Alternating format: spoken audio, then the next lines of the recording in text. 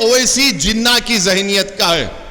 मैं उस शख्स को कहना चाह रहा हूं कि तुम में इतनी इंटेलेक्चुअल कैपेसिटी नहीं है, तुम मेरे दिमाग का मुकाबला नहीं कर पाओगे। तुमको बचपने से सिर्फ 3 चीजें डाली गई। क्या डाली गई? दाढ़ी वाला दिखा जिन्ना, या मुगल, या हिजाब, बस। चौथा तुमको आता ही नहीं है। अरे दुनिया को खुलकर देखो, ये तुम्हारे दिमागों पर जो निकाब है ना, निकालो नफरत का। 75 साल की आजादी का अमृत उत्सव मना रहे हैं, मुसलमान दिखते कि जिन्नावादी है, तुम क्या गोडसेवादी हो? यकीनन मैं मुसलमान हूं और भारत का नागरिक हूं। जिस तरह नरेंद्र मोदी हिंदू है और भारत के नागरिक हैं, मैं भी मुसलमान हूं और भारत का नागरिक हूं। जिस तरह उनको फख्र है अपने भारतीय होने का, मुझे भी फख्र है। सुनिए सुनिए सुनिए सुनिए, बात आपको सुनना जरूरी है। अगर कोई हमारा हिंदू भाई मंदिर को जाता है तो मैं मस्जिद को जाता हूं। जिस तरह भारत के प्रधानमंत्री जाते हैं, मैं भी मस्जिद को जाता हूं। मुझे अल्लाह ने कहा कि यतीमों का माल मत खाओ, उन पर रहम करो, हम सुनते हैं। मुझे अल्लाह ने कुरान में कहा निकाह करो, मगर अगर ज्यादा करना है तो एक से करना अच्छा, इंसाफ करना पड़ेगा, हम मानते हैं। मेरे दीन ने मुझसे कहा, दीन ने मुझे बताया तो मैं चलता हूं। आपको इतनी तकलीफ क्यों हो रही है उस पर? अगर आपको इख्तियार हासिल है अपने मजहब पर चलने का और आपकी भारत से मोहब्बत पर कोई शक नहीं किया जाता, तो मेरी मोहब्बत पर शक किस बुनियाद पर? किस बुनियाद पर बताइए आप? मगर नहीं, दिमागों में डाल दिया गया। अरे भाई साहब, इस देश की खूबसूरती इसका प्लुरलिज्म है। प्यारे, कभी पढ़ लिया करो, कभी देख लिया करो। आर्टिकल 29 का प्रोटेक्शन है मेरे पास, आर्टिकल 25 का भी है, 29 का भी है। भारत के प्रधानमंत्री सब चीज को एक करना चाहते हैं। भारत का एक ही रंग, एक ही समुदाय, एक ही मजहब, एक ही जबान, एक ही कल्चर, हर चीज। अब तो एक फर्टिलाइजर भी करना चाहते हैं। भारत के प्रधानमंत्री, ये देश एक है और एक रहेगा, मगर इस देश में बसने वाले 130 करोड़ जनता, हजारों तहजीबें, हजारों मजहब को मानने वाली, यह इस देश की खूबसूरती है। मगर भारत के प्रधानमंत्री को अनेकता से बड़ी नफरत है। भारत के प्रधानमंत्री अनेकता को नहीं मानते। देश के प्रधानमंत्री, जान लीजिए कि यह महाद्वीप है। आप बताइए कि हमारे ट्राइबल हैं, आदिवासियों के कस्टम को क्या करेंगे? आदिवासियों के कस्टम को क्या करेंगे? देश के प्रधानमंत्री एक हिंदुत्व सिविल कोड लाना चाहते हैं, हिंदुत्व सिविल कोड लाना चाहते हैं। मजलिस पहले भी मुखालिफत की, आज भी करेगी और कल भी करेगी। एक घर में 2 कानून की बात देश के प्रधानमंत्री करते और कांग्रेस कुछ नहीं बोलती है। कांग्रेस बोलती है नहीं, अभी बिल आन देखेंगे क्या होगा। कांग्रेस पार्टी, आप मुंह कब खोले, आप मुंह कब खोले? मगर कांग्रेस पार्टी को और बीजेपी के लोगों को याद दिलाना चाहता हूं, मौलाना अबुल कलाम आजाद ने कहा था कि मुझे फख्र है इस बात का कि 1000 साल से भारत में इस्लाम है। मौलाना अबुल कलाम आजाद ने इस देश के पहले एजुकेशन मिनिस्टर थे, फ्रीडम फाइटर थे।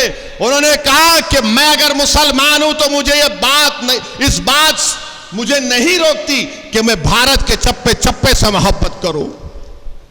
देश के प्रधानमंत्री, आपने जल्दबाजी में किसानों का कानून लेकर आया, आपने बदनाम किया भारत के किसानों को। आपके पार्टी के लोगों ने ये आतंकवादी है, फुला खालिस्तानी है, वहां मर आपको कानून वापस लेना पड़ा। आपको हम कह रहे हैं कि सोच लीजिए, चुनाव जीतने के लिए अगर आप कोई काम करना चाह रहे हैं तो याद रखिए, मेरा फंडामेंटल राइट मुझसे कोई नहीं छीन सकता। चाहे वो आर्टिकल 25 हो, 29 हो, राइट टू इक्वालिटी हो, ये तमाम चीजें हमको इस बात की गारंटी देती हैं कि हम अपने मजहब पर चलें, अपने कल्चर पर चलें। और हम रोज देखते हैं मीडिया वाले बुर्खा में बहन को दिखा रहे, अरे दिखाने वालों बिल्किस बानो को दिखाओ, बिल्किस बानो को दिखाओ ना, जुनैद और नसीर के घर के उन बच्चों को दिखाओ, मॉब लिंचिंग के नाम पर जो मारा जा रहा है उनको दिखाओ। गुजरात में एक प्राइवेट स्कूल में ईद उल अधा क्या है, एक ड्रामा किया गया तो बच्चों के सर पर, बच्चे मासूम होते हैं, स्कूल में टोपी सर पे कुछ पहन लिए, का कपड़ा लगा लिए, तो स्कूल की प्रिंसिपल को निकालना पड़ा। मगर नहीं, इनको इतनी मोहब्बत है। अरे अगर आपको इतनी मोहब्बत है मुस्लिम महिलाओं से, मुसलमानों से, तो फिर बिल्किस बानो को, जिसकी अस्मत रेजी जिन्होंने बिल्किस बानो की उसकी मां की कत्ल किया, उसका रेप किया, देश के प्रधानमंत्री, उसको जेल को भिजाओ। आप यूसीसी की बात करेंगे मगर मजहब तब्दीली का कानून बीजेपी बनाती है। यूसीसी की बात करेंगे मगर गुजरात में एक हिंदू मुसलमान को घर नहीं बेच सकता, एक मुसलमान हिंदू को घर नहीं बेच सकता, मगर यूसीसी की बात करेंगे। तो मेरे अजीज दोस्तों और बुजुर्गों, ये मुल्क के हालात हैं। इंशाअल्लाह ताला हमको अपने हौसलों को बुलंद रखना है, हमको हरगिज मायूस नहीं होना है। भारत में प्लुरलिज्म और भारत का सेकुलरिज्म पूरे विश्व में एक अलग है। आज हम हमारे हिंदू भाइयों से भी अपील करना चाहेंगे कि 10 लाख हिंदू घराने ऐसे हाउस होल्ड हैं जो हिंदू अनडिवाइडेड फैमिली में उनको टैक्स रिबेट मिलता है। 2015-16 के इनकम टैक्स कर डेटा बताता है कि 3000 करोड़ आपको टैक्स रिबेट मिला। जो देश के प्रधानमंत्री आज यूसीसी की बात करते हैं, क्या हमारे हिंदू भाई हिंदू अनडिवाइडेड फैमिली के टैक्स रिबेट को छोड़ने तैयार हैं? उनको फैसला करना पड़ेगा। देश के प्रधानमंत्री बोलते हैं कि एक घर में 2 कानून कैसे होंगे। देश के प्रधानमंत्री आपको जो लिख कर दे देते हैं आप पढ़ देते हैं। मैं जानता हूं कि आप बहुत पढ़े लिखे हैं, इस पर कोई इनकार नहीं है। देश के प्रधानमंत्री के पास वो डिग्री है जो किसी नागरिक के पास नहीं है। देश के प्रधानमंत्री के पास एंटायर पॉलिटिकल साइंस की डिग्री है। तो देश के प्रधानमंत्री को हम बताना चाह रहे हैं कि एक घर में 2 कानून, तो संविधान में कंकरेंट लिस्ट क्या है, यूनियन लिस्ट क्या है, स्टेट लिस्ट क्या है? प्रधानमंत्री अगर आप देख लेते तो मालूम होता। नहीं, एक घर में 2 कानून कैसे चलेंगे? प्रधानमंत्री union list, state list, concurrent list. प्रधानमंत्री को सिर्फ 44 से मोहब्बत है। प्रधानमंत्री ये जानते नहीं है या नहीं जानते नहीं मालूम कि डायरेक्टिव प्रिंसिपल 19 है और उस 19 में शेल एंडेवर का वर्ड सिर्फ यहां पर इस्तेमाल हुआ। एंडेवर के माने क्या है अंग्रेजी में? कि कोशिश करो। यहां पर प्रधानमंत्री वो भी उसको चाप लेते हैं। डायरेक्टिव प्रिंसिपल में शराब का पाबंदी आयत की बात की गई, बंद कर दो शराब। जितने दिल्ली में, मुंबई में है पूरे बंद कर दो। अच्छा, नहीं बंद कर सकते तो यह कह दो कि जुमा और हफ्ते के दिन बंद करेंगे। तो अगर जुमे और हफ्ते के दिन बंद करेंगे तो रोड पर लोग निकल कर आ जाएंगे कि हमको विड्रॉल सिम्टम्स हो रहे हैं, हमको कुत्ते की पेशाब पीने की आदत है, हम पीना चाह रहे हैं। वो डायरेक्टिव प्रिंसिपल की बात नहीं होती। डायरेक्टिव प्रिंसिपल में यह भी है संविधान में कि भारत की दौलत सब में बराबर बांटी जाए। मगर भारत की दौलत किसके पास है? भारत की दौलत किसके पास है बताता हूं आपको। माने भारत की दौलत के बारे में अगर आप देखेंगे तो आपको जानकर तकलीफ होगी कि हमारे देश की दौलत कितने लोगों के पास है। 50 लोग 55 लोगों के पास 60% भारत की दौलत है। प्रधानमंत्री तो आप तो गरीब परिवार से आए, आप तो चाय बेच कर आए ना, तो गरीबी का एहसास आपको है, मगर पूरी दौलत इनके पास है, मगर प्रधानमंत्री उस पर बात नहीं करेंगे।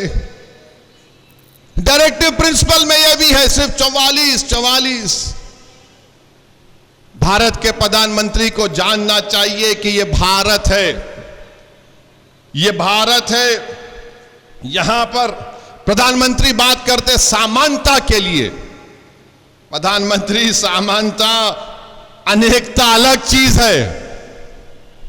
यह देश मुख्तलिफ रंग का है, इसलिए नेहरू ने कहा था कि भारत क्या है, भारत एक रजाई की तरह है। नेहरू ने कहा था जिसमें रंग बिरंग के कपड़े लगे हुए, यह भारत की खूबसूरती है।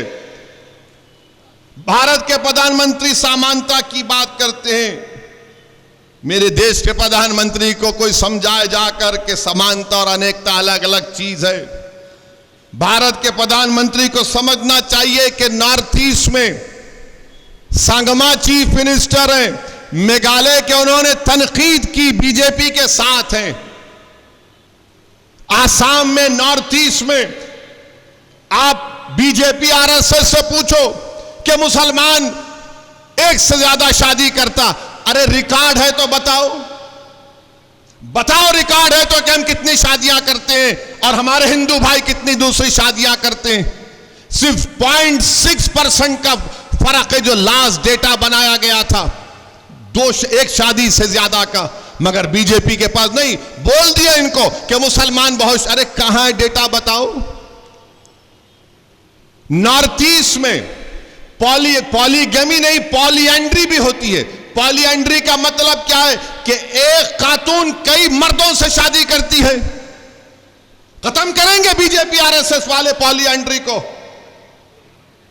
आर्टिकल 371 के अख्तियारात को खत्म करेंगे आप, उस पर कोई बात नहीं करते। भारत के प्रधानमंत्री को जानना चाहिए कि अंग्रेजी का जो वर्ड है, देश अब तक मजबूत रहा क्यों, यूनिटी एंड डाइवर्सिटी के नाम पर। मगर नरेंद्र मोदी देश को 2 मिनट नूडल की तरह चलाना चाहते हैं। 2 मिनट में नूडल बनता ना, खोलो डालो गरम पा खा लो। देश के प्रधानमंत्री, ये भारत है, 133 करोड़ का देश है, इसको 2 मिनट नूडल की तरह नहीं चला सकते आप। और फिर आप जानते हैं कि ये महाद्वीप है, भारत नहीं है, महाद्वीप है ये। क्या ये बात सच नहीं है कि जमींदारी अबॉलिशन हो गया, मगर हमारे हिंदू बेटियों को एग्रीकल्चर लैंड नहीं दिया जाता, उसका प्रोटेक्शन संविधान के 6 शेड्यूल में डाल दिया गया। निकालेंगे क्या उसको, आप बताइए हमको। भारत के प्रधानमंत्री कहते एक घर में 2 कानून क्यों?